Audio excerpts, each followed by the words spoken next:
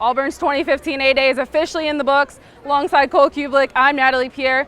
Will Muschamp was in the house. His defense, light, was in the house because it's spring game. No one puts their whole defensive playbook out there. We saw a little bit. Auburn's offense only scored 24 points. They only had a little under 380 yards as compared to 58 points, 600 and something yards last year.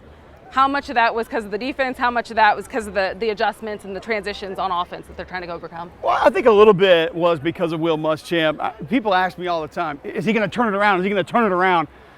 Not next year. He needs some time. He needs some more players. But three things that I know will improve: alignment, assignment, and effort. And I think you saw some of that from these guys out here today. You saw Trey Matthews and some of the guys on the back end making plays.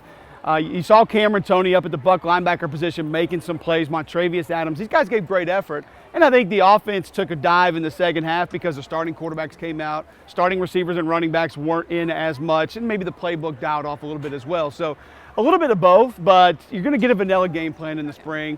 D coordinator's not going to be allowed to do everything that he wants to do, and there was a lot missing from the secondary, which is, I think, why you saw some of the big plays down the field. And that's one of the things Muschamp's known for, is really the secondaries and having top secondaries in the country, not just the SEC. You talked about Toney at the buck position. Is that a position that you see him playing, a role you see him playing?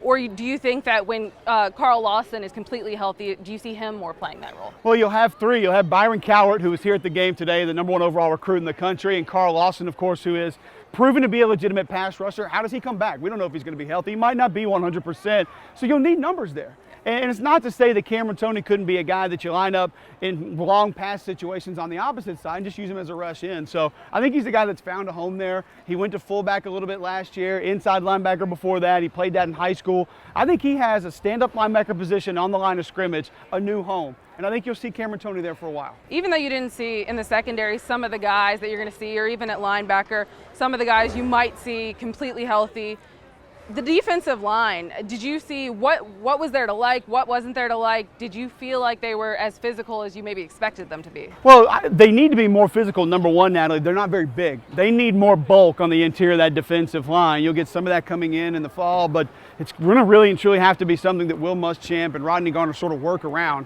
I thought Montravius Adams looked fantastic today. He is one of the bigger, beefier guys on the inside. You saw him chase down screens. You saw him rush the passer, play the run. I thought Gamel President looked pretty good at defensive end as well. There are some certain individuals that can make plays, but consistently across the course of a season, how will they be? And without depth, how gassed will this defensive line be late in the season?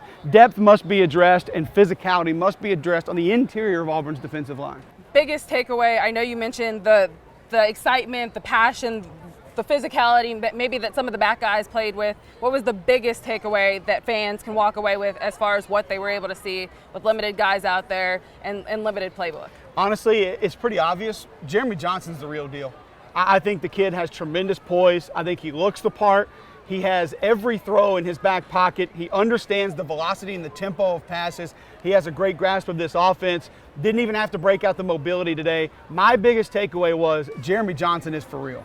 There you go, Jeremy Johnson, the real deal. You heard it here first at AL.com. For Cubelic, I'm Natalie, Pierre, here from Jordan-Hare Stadium. We'll see you in September.